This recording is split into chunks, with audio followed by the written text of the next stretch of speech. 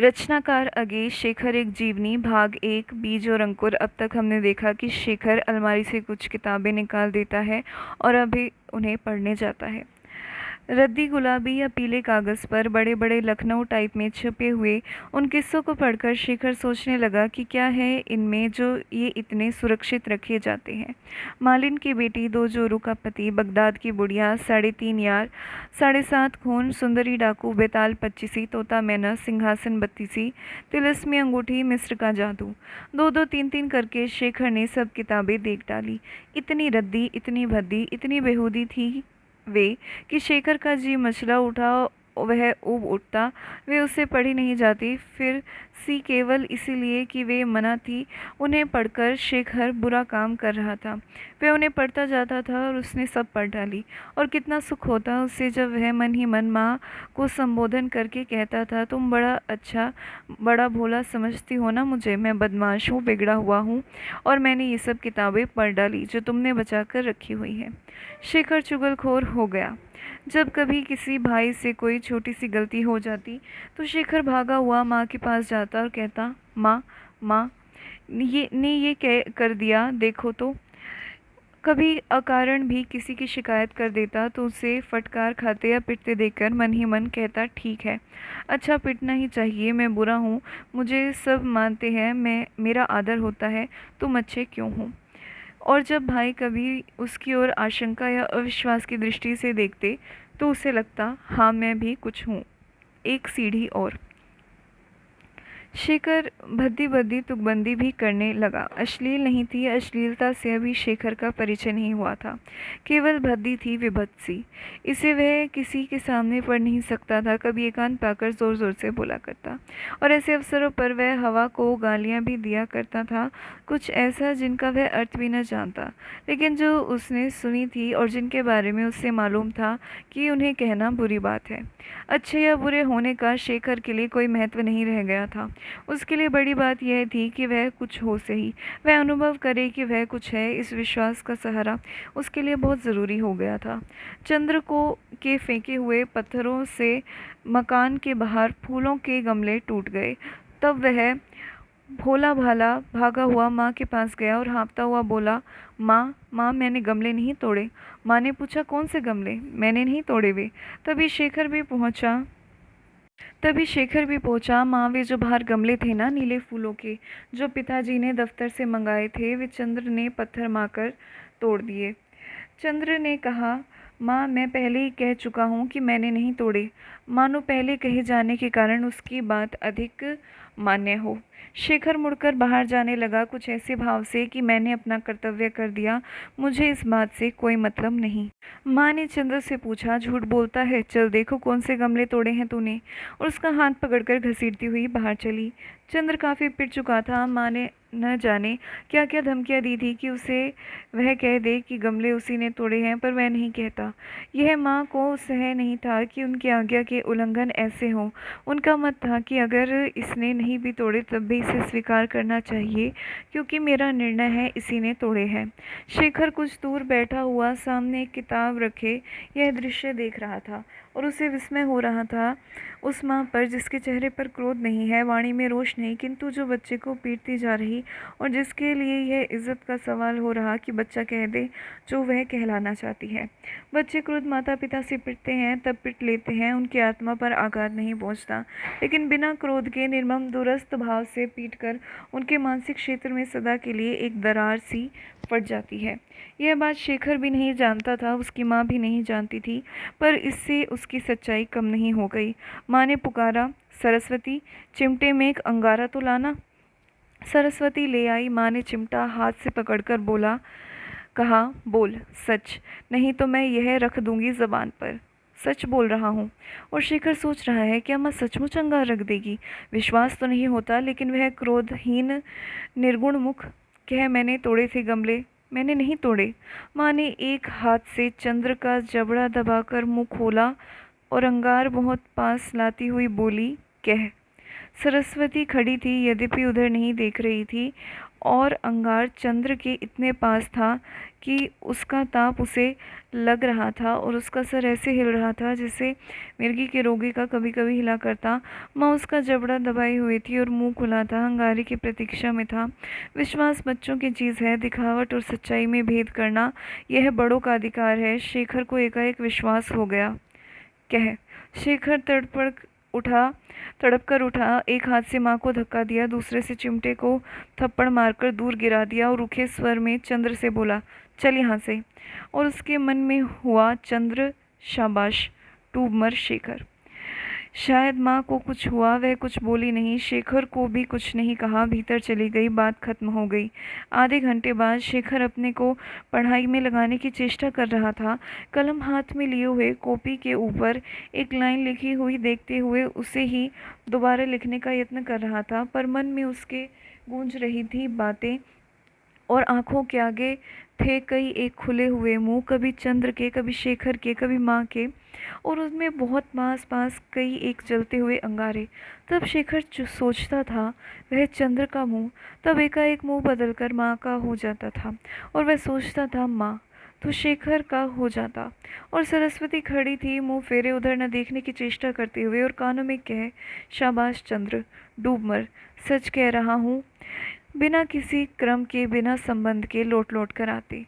वैसे शेखर लिखाई कर रहा था। चंद्र ने आकर कहा, कलम दो। शेखर ने जाग कर कहा, मैं लिख रहा हूँ। दो, मुझे लिखना है। दूसरी ले लो। नहीं, यही लेनी है, दो। ठहर के ले लेना, मुझे लिख लेने दो। चंद्र ने सरस्वती के पास शिकायत की, बहन जी भैया कलम नहीं देता। सरस्वती पढ़ रही थी, उसने बिना किताब से दृष्टि हटाए ही कहा, शेखर दे दे कलम। चंद्र ने फिर आकर कहा, दो। शेखर ने कुछ झुंझलाकर कहा, कह तो दिया, लिख देने दो। चंद्र ने वहीं से पुकार कर कहा, देखिए बहन जी, देता नहीं है।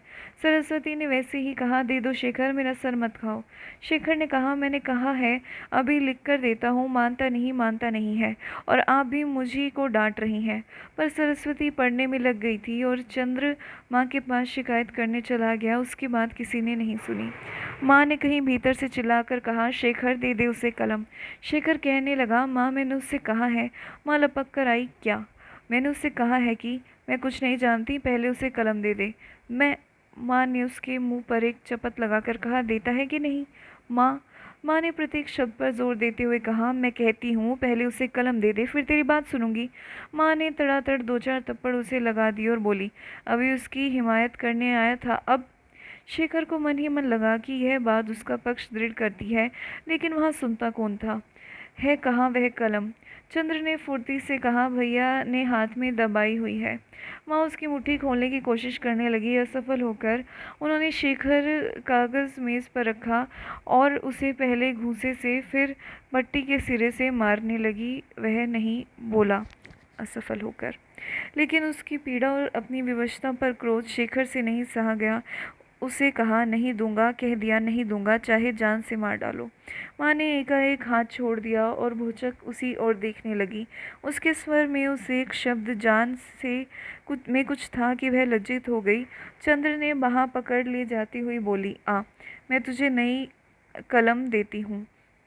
शेखर उठकर बाहर चला गया। सारा दिन सड़क पर बेमालिक के कुत्ते की तरह भटका किया। शाम को थका हुआ सा घर आया ही था कि पिता ने कहा, क्यों, वे जान देने का बहुत शौक है? शेखर ने निष्प्राण स्वर में कहा, हाँ है, और आगे चला गया। पिता देखते रह गए। शेखर ने खाना नहीं खाया, न किसी ने उससे पूछा। रात हुई, सब सो गए, तब वह भी थका हुआ चारपाई पर लेट गया और अंधकार को फाड़ने की चेष्टा करता रहा। उसके सिरहाने की ओर किसी से अनिश्चित स्वर सा आया, शेखर, और सरस्वती उसके चारपाई के सिरे पर बैठ गई। शेखर ने उसकी गोद में सर रख दिया, तब आंसू आए। सरस्वती ने उसका सर उठाकर बहुत धीरे से तकिए पर रखा। वह सो गया। रात को शेखर ने एक स्वप्न देखा, एक विस्तीर्ण मरुस्थल, दोपहर की कड़कड़ाती हुई धूप। शेखर एक ऊंट पर सवार हुआ मरुस्थल को चीरता हुआ भागा जा रहा है, भागा जा रहा है। सवेरे से या कि पिछली रात से वह वैसे ही भागा जा रहा है, और उसके पीछे कोई आ रहा। शेखर को नहीं मालूम कि कौन, लेकिन वह जानता है कि कोई उसका पीछा कर रहा है, और कभी वह मुड़कर देखता तो पीछे बहुत से ऊँटों के पैरों से उड़ी धूल उसे दिखती है। तीसरा पहर। धूप कम नहीं और भी तीखी हो गई जान पड़ती है और शेखर भागता जा रहा और पीछे वह कुछ भी बड़ा आ रहा है। एकाएक सामने सेब के वृक्षों का बाग, जिसके चारों ओर मिट्टी की ऊंची बाड़ लगी हुई है, जिसमें कहीं कहीं बिले और कहीं कहीं आयरिस जैसा कोई पौधा।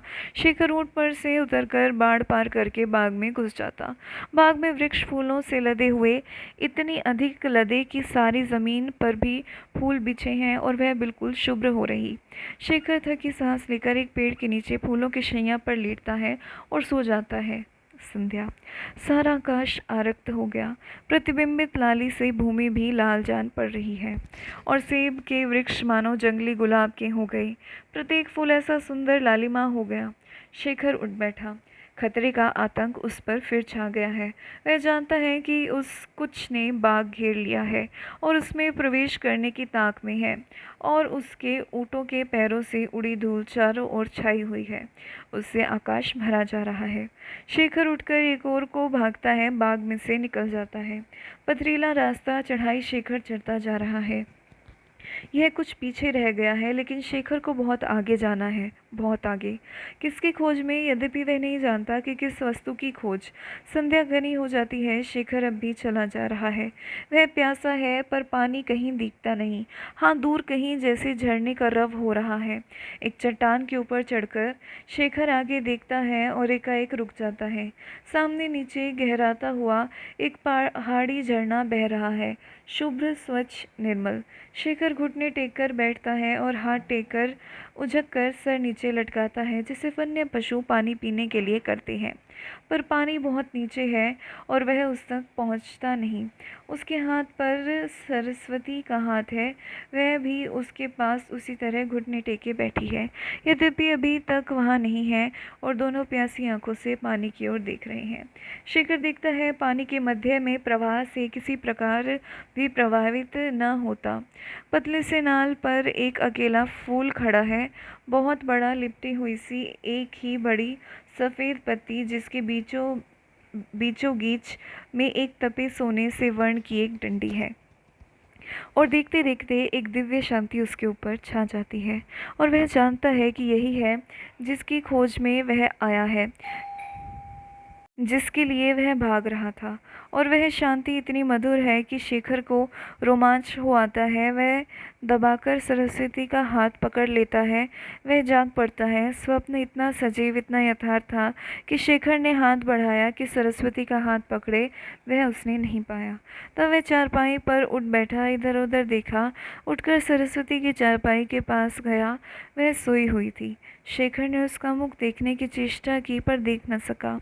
लौट आया, एक संतुष्ट सी सांस लेकर लेट गया और फौरन निस्वप्न नींद में अचेत हो गया। प्रकृति और पुरुष। शेखर था और सरस्वती थी और कोई नहीं था। जिसे हम संसार कहते हैं, उसका अस्तित्व मिट गया था। होने को बहुत कुछ था। वह अवर्णनीय वातावरण था जो तब उत्पन्न होता था जब शेखर सरस्वती को अकेला पाकर उससे निर्बाध बातचीत करने लगता था। वह आनंद था जो बात का उत्तर न पाकर भी केवल यही जानने में था कि सरस्वती ने उसकी बात सुन ली है। वह विस्मय था कि सरस्वती के पास क्या इतना कुछ सोचने को है जो शेखर को नहीं कह सकती, जबकि वह शेखर को ऐसी बातें कहती है जो और किसी के आगे नहीं कहती। और वह खींच थी जो तब भभक उठी थी जब वह सरस्वती से कुछ कहना चाहता था और पाता था कि वह रसोई में कुछ काम में लगी है, या छोटी बहन के, जिसका नाम कमला रखा गया था, लत्ते धो रही है, या यूं ही सिलाई कढ़ाई के लिए माँ के पास बैठी है। और माँ थी। शेखर को लगता था कि जिस प्रकार जो वांछित है, प्रिय है और समझने और सहानुभूति करने वाला है, उसका पूंजीभूत रूप सरस्वती है, उसी प्रकार जो अवांछित, अप्रिय, न समझने वाला और कठोर है, उसका साकार रूप एक घनीभूत विघ्न उसकी माँ है। प्रत्येक काम में जब भंग होता था तो खोज कर शेखर पाता था कि उसके जड़ में कहीं पर माँ है। वहीं सरस्वती को रसोई में लगाती, वही कमला के लत्ते धुलाती, वही कढ़ाई करने को कहती, शेखर को रसोई में लगाती, वही कमला के लत्ते धुलाती, वहीं कढ़ाई करने को कहती। शेखर को नहीं समझ आता कि क्यों लड़कियों को वे सब काम सीखने चाहिए, नहीं तो उनकी कद्र नहीं होती। और जब सरस्वती शेखर के पास होती है तब वही उसे बुला लेती है, शेखर के जानबूझकर, क्योंकि वह कई बार शेखर को चिड़चिड़े स्वर में कहती है, क्या हर समय सरस्वती की बगल में छिपा रहता है, भाइयों के साथ बैठ। तो पिता भी शिकायत के स्वर में कहते थे, यह कोई आदमी है, इसे तो लड़की बनना है, सूथन पहनकर बैठा करे। भाई भी चिढ़ाते थे, बहन जी की दुम, बहन जी की दुम। लेकिन सरस्वती ने कभी उससे कुछ नहीं कहा। जब भाई चिढ़ाते तब वह मुस्कुरा भर देती, कभी कभी शेखर से कहती भी, देख तुझे सब चिढ़ाते हैं। तब शेखर के प्राण मुंह में आ जाते कि कहीं बहन भी उसका मजाक करते हुए हंस न दे, कहीं उसका संकेत भर भी न कर दे, नहीं तो। और हाँ, थी सरस्वती के प्रति शेखर की व्यापक कृतज्ञता। शेखर नास्तिक है, मूर्ति पूजक है, और सरस्वती ही वह उपास्य मूर्ति है। उपासना जब हद तक पहुंचती है तब उपास्य ठीक उतना ही मानवीय होता है जितना कि उपासक, बल्कि उपासक के लिए तो वह उसी का एक प्रक्षेपण, प्रोजेक्शन मात्र रह जाता है, जो उसके भीतर ना होकर बिल्कुल घटनावश उसके सामने हो गया है, और इस सामने होने में जाने कैसे अस्पृश्य हो गया है, जैसे शीशे में अपना प्रतिबिंब, पर साथ ही विस्तीर्ण और अबाध भी हो गया है। वैसे ही थी सरस्वती। शेखर को कभी लगता ही नहीं था कि वह भिन्न है या उसकी अनुभूति भिन्न है। उसे भूख लगती तो वह कहता, बहन रोटी खिलाओ, खाओगी? और जब वह सोने जाता तो कहता, बहन तुम्हें नींद लगी है। पर सरस्वती की ओर से यह एक सम्मिश्रण इतना आत्यंतिक नहीं रहा था। वह आजकल जाने क्यों चिंतित सी रहती है, जाने क्या क्या मन में फेरती रहती है। शेखर पूछता है, झुंझलाता है, लेकिन देवता पर झुंझलाहट कितनी देर। फिर वह सोचने लगता, बहन मुझसे बड़ी न होकर एक आध वर्ष छोटी होती, इतना ही कहने को मैं बड़ा होता, पर होते हम समवयस्क तो कितना अच्छा होता, क्योंकि किसी बहुत गहरे, बहुत छिपे और अप्रकट रूप से वह एक बड़े सत्य की ड्योढ़ी पर खड़ा था कि आदमी बनते ही तो वे अपने को प्यार करने वाली अपने से छोटी किसी स्त्री के लिए बनते हैं, जो उनमें आस्था रखती हैं और जिस आस्था के योग्य होने की चेष्टा में वे जान लड़ा देते हैं। माताएं हैं, होती हैं, अपना स्थान रखती हैं, लेकिन बनाती वे बहनें या बहनों के बराबर, और कन्याएं जो बहनों के बराबर होने में बहनों से बढ़कर होती हैं। माँ जन्म देती है, परवरिश देती है, पिता बुद्धि देते हैं, लेकिन व्यक्तित्व, अपने ही को सहने की सामर्थ्य वह वहाँ से नहीं मिलती। कभी शेखर बहन से कहना चाहता, बहन मुझे मूर्ति उतनी नहीं चाहिए, मुझे मूर्ति पूजक चाहिए। मुझे कोई ऐसा उतना नहीं चाहिए जिसकी ओर मैं देखूं, मुझे वह चाहिए जो मेरी ओर देखे। यह नहीं कि मुझे आदर्श पुरुष नहीं चाहिए, पर उन्हें मैं स्वयं बना सकता हूँ। मुझे चाहिए आदर्श का उपासक, क्योंकि वह मैं नहीं बना सकता। अपने लिए ईश्वर रचना मेरे बस में है, मेरी ईश्वरता का पुजारी वह नहीं। पर ये विचार उसके मन में स्पष्ट न होते, वह स्वयं उन्हें न समझता और जीवन चलता जाता। जो आस्तिक है उसके लिए ईश्वर कहाँ नहीं है, और ईश्वर बिना जीवन की कल्पना उसके लिए कब असंभव है। लेकिन ईश्वर का घर जो आकाश है, उसके आगे भी बादल जाते हैं। शेखर के पिता दौरे पर गए थे। एक दिन शेखर ने उनकी डाक पर पते ठीक करते हुए एक कार्ड पढ़ा और पढ़कर सन्न रह गया। सरस्वती की शादी की बात थी। शादी के बाद रमा अपने पति के घर चली गई। जाने कौन से कब के पढ़े किसी किस्से का यह एक वाक़या शेखर के सामने नाचने लगा। उसे लगा इसमें एक कठोर निर्णय है। शादी के बाद अपने पति के घर चली गई, बस चली गई, जीवन समाप्त हो गया। हर एक को ऐसे ही जाना है। और उस किस्से में यह ऐसे लिखा था जैसे बिल्कुल मामूली बात है, बस चली गई और क्या। शेखर ने डांट पटकी और घर के बाहर चला गया। उन दिनों शेखर के पिता की बदली दक्षिण में हो गई और पश्चिम घाट के पहाड़ों में ही वे रहते थे। वहाँ की पहाड़ियों में शेखर भटका किया। शादी के बाद रमा अपने पति के घर चली गई। इस वाक्य को शेखर बार बार मन में फेरने लगा और सोचने लगा, मुझे क्या है इस वाक्य से। उसने एक पेड़ की ओर देखा। पेड़ ने मानो कहा, रमा अपने पति के घर चली गई। शेखर ने एक दूसरे पेड़ की ओर देखा। उसने मानो मुस्कुराकर यही वाक्य दोहराया। इसी प्रकार तीसरा, चौथा, अधिकाधिक टेढ़ाई से। तब एक ने धीरे से कुछ हिचकिचाते हुए कहा, रमा, तुम भूल तो नहीं करते? और तब सबने स्वर मिलाकर कहा, सरस्वती अपने पति के घर चली गई। सरस्वती, सरस्वती। शेखर आखेट के मृग की तरह इधर उधर कहीं पनाह की खोज में भागने लगा। शाम हो गई, लेकिन पीछे लगे हुए उस शिकारी ने पीछा नहीं छोड़ा, नहीं छोड़ा। अंधेरा होने लगा। तब शिकार को लगा दूर एक स्थान दिखता है जहाँ शायद वह छिप सकता, ठीक पता नहीं, शायद। और वह घर की ओर भागा।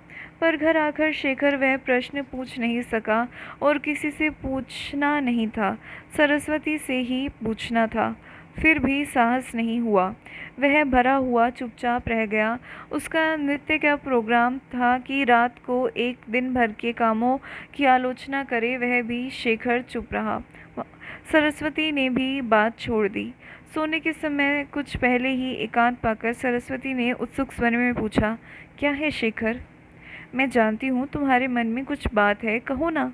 जैसे सदियों में नदी में नहाते हैं, वैसे ही शेखर एकदम से कह गया, तुम यही क्यों नहीं किसी से शादी कर लेती? सरस्वती का मुंह पहले लाल हो गया, फिर गंभीर हो गया। फिर शेखर के गाल पर एक हल्की सी चपत जमाकर वह खिलखिलाकर हंस पड़ी। और शिकारी को पता नहीं लगा कि आश्रय मिल गया या इनकार हो गया। पति की खोज में 2000 मील। सब लोग लाहौर पहुँचे। तैयारी की दौड़ धूप में शेखर बीमार हो गया और चारपाई पर पड़े पड़े ही वह सुनने लगा कि क्या क्या मिठाइयाँ बनी हैं, कैसी बारात आई है, कैसा दूल्हा। रमा अपने पति के घर चली गई? नहीं, रमा नहीं, सरस्वती, सरस्वती।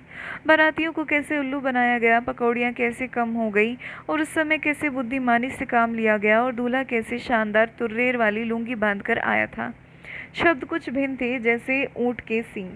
और केवल यही उसने नहीं सुना कि सरस्वती कहाँ है, कैसी है और क्या करती सोचती है। जिस रात भावरे पड़नी थी उस रात शेखर ने कहा, मैं भी चलूँगा। उसे 130 डिग्री बुखार था। सबने मना किया पर वह नहीं माना। मेरी बहन की शादी है और मैं नहीं देखूँगा, यह उसने कहा। इसके नीचे कितना गहरा अर्थ था यह औरों ने नहीं समझा, पर हार उन्हें माननी पड़ी। मंडप के एक कोने में कुर्सी रखकर कंबल उड़ाकर उसे बिठा दिया गया और वह मानो झिल्ली में छाई सी हुई आंखों के सामने होते हुए अर्थहीन तमाशे को देखने लगा। शेखर के चचा लाल फुलवारी में लिपटी हुई एक पोटली उठाकर लाए और वेदी के पास आसन पर रखकर हट गए। दूल्हे के साथ सटाकर वह रखी गई। शादी के बाद रमा अपने पति के घर चली गई। रमा नहीं, सरस्वती। इससे शेखर ने जाना कि उस पोटली के भीतर सरस्वती है। और थोड़ी देर में दूल्हे के पीछे पीछे उस पोटली ने भी बिना किसी और से भी अपना पोटलीपन कम होने दिए आगे के चक्कर काट लिए। शेखर के पीछे एक बड़े से घूंघट ने आह्लाद भरे स्वर में कहा, हो गई। शेखर ने लौटकर देखा, घूंघट मानो आह्लाद से और भी फूला जा रहा था। और शेखर ने भीतर एक स्वर ने दुर्भेद्य निश्चय से कहा, शादी के बाद रमा अपने पति के साथ चली गई।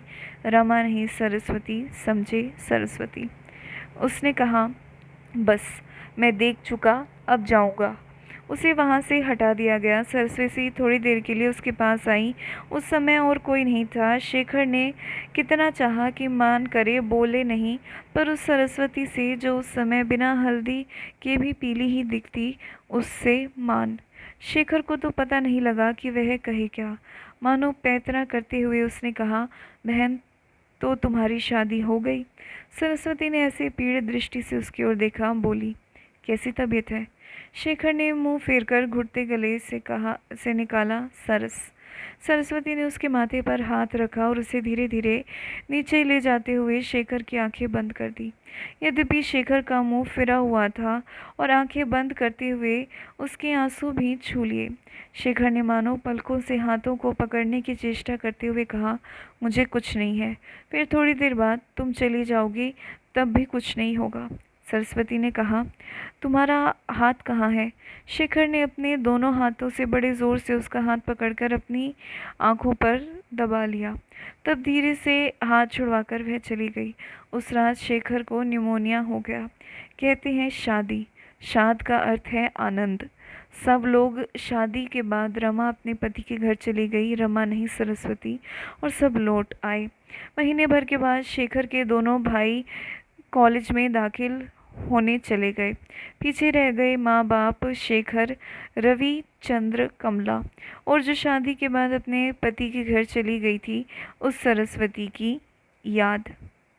जब शेखर के भाई वहाँ थे तब वे हर तीसरे दिन सरस्वती को पत्र लिखते थे। सरस्वती भी पत्र उन्हें आते रहते थे। शेखर उन्हें आए हुए पत्र सुन लेता या चुराकर पढ़ लेता, पर उसे सरस्वती ने कोई पत्र नहीं लिखा, न उसने ही कोई लिख पाया। जब वह कॉलेज चले गए तब शेखर को उस बहन का समाचार पाने का कोई रास्ता न रहा। वह कभी आशा किया करता कि सरस्वती अब स्वयं उसे पत्र लिखेगी, लेकिन भीतर कहीं उसका अंतरतम जानता था कि जैसे वह नहीं लिखता है वैसे वह भी नहीं लिखेगी। जब वह लिखेगा तब उत्तर दे सकेगी। तब एक दिन वह पत्र लिखने बैठा। बड़ी मेहनत से ठीक आकार प्रकार का कागज़ चुनकर उसने आरंभ किया। पूजनिया बहन। वह सदा से एक पत्र ऐसे आरंभ करने का अभ्यासी है, लेकिन कागज़ पर ये दो शब्द देखते ही वह अपने से पूछने लगा, यह मैं क्या कर रहा हूँ, किसे लिख रहा हूँ, पूजनिया बहन कौन है? उसने कागज़ के चिथड़े कर डाले, दूसरा लिया, कलम स्याही से भरकर सोचने लगा। कुछ सोचा नहीं, वह कलम को यूं ही घसीटने लगा। देखा वह सूख गई, फिर भरी, फिर सूख गई। एकाएक कलम भरकर उसने लिख डाला, सरस। लेकिन यह तो मैं अपने अंतरतम में भी कहकर काँप उठा हूँ। इसे इस अश्लील ढंग से कागज़ पर रखूँगा और भेजूँगा उस पति के घर जिसके पास वह चली गई। शेखर ने वह पत्र भी फाड़ डाला और तब उसे पता लगा कि शादी के बाद रमा अपने पति के घर चली गई का क्या अभिप्राय है। उसने माँ के पास जाकर कहा, मुझे कोई चिट्ठी नहीं भेजनी, आप अपनी चिट्ठी भेज दीजिए। माँ ने यूं ही कहा, क्यों, बहन को चिट्ठी लिखने में हर्ज होता है? शेखर कमरे के कोने में बैठकर रोने लगा। शेखर को जाने क्या हो गया, वह जो कभी रोता नहीं था अब अकारण रोने लगा पड़ता। कभी रोटी खाते खाते छोड़कर उठ जाता और कमरे में आकर रोने लगता। कभी रोटी खाता तो एकाएक फूट पड़ता। कभी पिता कहते, जाओ लेटर बॉक्स में से डाक निकालो लाओ, तो उसकी खिड़की खोलकर रो उठता और उसे स्वयं नहीं पता लगता कि क्यों रोता है। कभी पिता पूछते, क्यों शेखर, भाई की बहुत याद आते हैं? तो उसे लगता, हाँ यही कारण है कि मैं रो रहा हूँ, भाई याद आते हैं। माँ पूछती, सरस्वती के पास जाना है? तो उसे लगता वह सरस्वती को देखने के लिए ही तो रो रहा है। और कभी रविदत्त कहता, हमें यूं ही पीट देते हैं सब कोई, तो उसे लगता वह इसीलिए रोता है कि उससे बहुत अन्याय होता है। एक दिन उसने रवि ठाकुर की एक कहानी का अनुवाद पढ़ा, छुट्टी, जिसमें लिखा था, मानवीय संसार में 14 वर्ष के लड़के से बढ़कर बला दूसरी नहीं है। उसमें न सौंदर्य है न उपयोगिता। उसे छोटे बालक की भांति दुलारा नहीं जा सकता, न उसके संग की विशेष चाह होती है। अगर वह बच्चों के बालों को चित तोतले ढंग से बात करे तो उसे दुधमुहा कहा जाता है, और अगर बड़ों की सी पक्की बात कहे तो उद्धत समझा जाता है। मतलब यह है कि उसके बोलना ही प्रगल्भता है। सहसा कपड़े लत्तों के माप का ख्याल करके इस भद्दे ढंग से बढ़ते जाने लोगों की दृष्टि में बेहुदा दिखता है। बचपन का लालित्य और कंठ की मधुरता चली जाने के लिए लोग मन ही मन उसे अपराधी समझते हैं। शैशव में बहुत से दोष क्षम्य समझे जाते हैं, पर इस वयस्क के लड़के की अनिवार्य त्रुटि भी असह्य मालूम होती है। वह स्वयं भी सर्वदा इसे अनुभव करता रहता है कि वह कभी भी ठीक ठाक जचता नहीं, इसलिए अपने अस्तित्व पर वह सर्वदा लज्जित और क्षमा प्रार्थी सा बना रहता है। किंतु इसी उम्र में ही मन में में स्नेह और सम्मान के लिए उसके हृदय में अत्यधिक व्याकुलता होती है। उसे पढ़कर उसने देखा उसके रोने का यही कारण है। एक दिन किसी से उसने सुना कॉलेज के जीवन में बड़ा सुख है और बड़ी स्वच्छंदता है। उसे ध्यान हुआ कि उसके भाई मज़े में होंगे, बिल्कुल स्वच्छंद होंगे, और वह इसी बात से रोने लगा। लेकिन जहाँ वह यह निश्चय नहीं कर पाया कि वह रोता क्यों है, वहाँ उसकी यह भावना धीरे धीरे बढ़ने लगी कि संसार में अन्याय ही अन्याय है, और यह अन्याय विशेष उस पर किया जाने के लिए है। मानो संसार का पहिया उसी को धुरा मानकर उसके आसपास घूम रहा जो कुछ है केवल इसलिए है कि शेखर है, और साथ के साथ उसकी असहिष्णुता बढ़ने लगी। वह जलने लगा उस अन्याय के विरुद्ध। एक दिन अकारण ही उसने देखा, अब वह और नहीं सह सकता। उसके मन में भाव हुआ, क्या इतने बड़े संसार में मेरे लिए जगह नहीं जो मैं यहाँ रहकर अन्याय सहूँ। और वह एक ओवरकोट, एक बिस्कुट का पैकेट, एक डबल रोटी लेकर घर से निकल खड़ा हुआ। कहाँ के लिए उसने स्वयं नहीं जाना। उसे इतना ही मालूम था कि वह कहीं को नहीं कहीं से जाना चाहता है, कहीं से जिसे वह सदा के लिए पीछे छोड़ आया है।